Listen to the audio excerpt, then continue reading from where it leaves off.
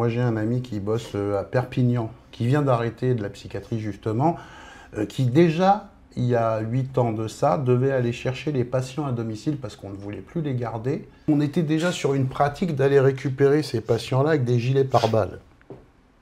Parce qu'un collègue s'était pris un coup de fusil de chasse par un vieux monsieur qui était chez lui, qui prenait pas son traitement, qui avait fini la bouteille de Calva sous 40 degrés, et ben, un pauvre gamin s'est pris un coup de fusil de chasse, tu vois. Et on est au courant de ce qui se passe. On est au courant parce que la psychiatrie, ça contraint à garder les gens, à avoir des structures, à des suivis, il y a plein de choses. Et c'est tout ça, c'est le vrai sujet, et là, c'est que ces gens-là ne veulent plus tout ça. Donc on est sur de l'hospitalisation brève, avec des gens à qui on donne un traitement, qui sortent dans la nature derrière.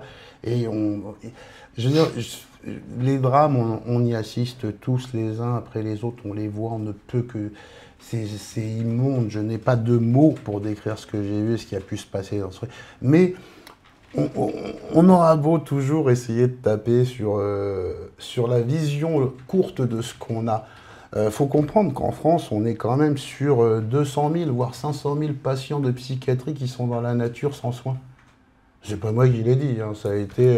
vous allez vous documenter, vous découvrirez un peu l'iceberg que c'est la psychiatrie française. On est sur 50% des lits de psychiatrie sur le territoire qui sont fermés. Donc c'est des chiffres, on comprend bien, toi et moi, que ces gens, ils sont bien quelque part. On s'étonne ensuite d'avoir des gens dans la rue avec des comportements. Ah, ben t'as vu, il a fait ça. Parce qu'on en a vu quelques-uns, quand même, des faits divers dus à des gens qui n'avaient pas un comportement normal se succéder depuis quelque temps. Et je trouve que depuis le Covid, on est quand même encore plus, tu vois, dans ce. Parce qu'on a une société qui a été enfermée, qui a été contrainte, et nous, je pense, soignants, on a tous le même constat, hein. Que ce soit les médecins, on voit bien que la société ne va plus très bien. Parce qu'il y a une angoisse, parce qu'il y a un stress, en plus que tout ce petit monde s'amuse à maintenir en permanence, hein.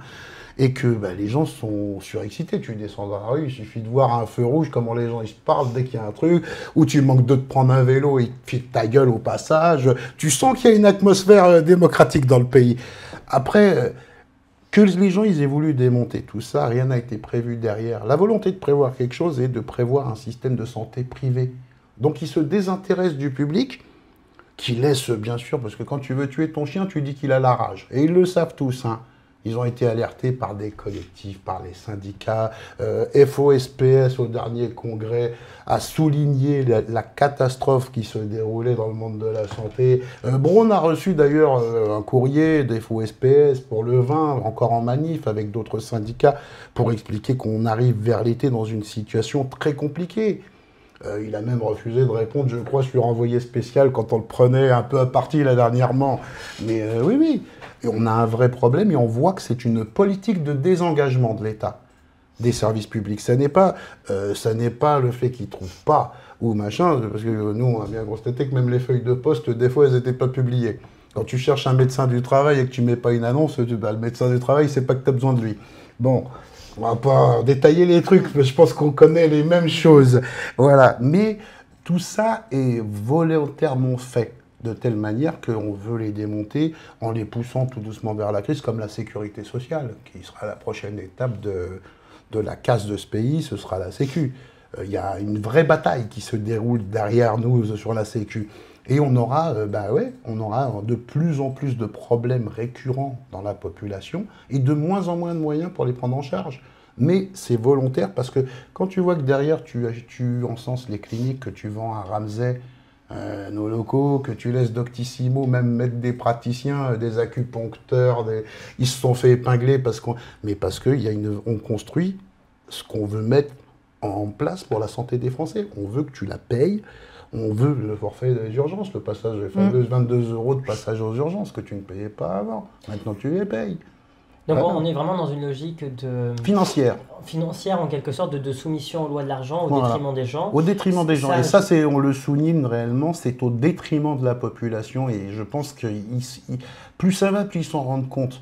Parce qu'entre les bassins ou des bassins des régions complètes qui se retrouvent sans maternité, sans psychiatrie, sans quoi que ce soit, il n'y a pas si longtemps, il y a une jeune femme qui a témoigné qu'elle avait accouché dans sa voiture, à côté de Rennes, je crois, qu'elle a accouché dans sa voiture avant d'arriver. Bon, bravo à cette dame, parce qu'elle a le calme de... C'était pas son premier. Donc, mais tu vois, et on trouve ça normal.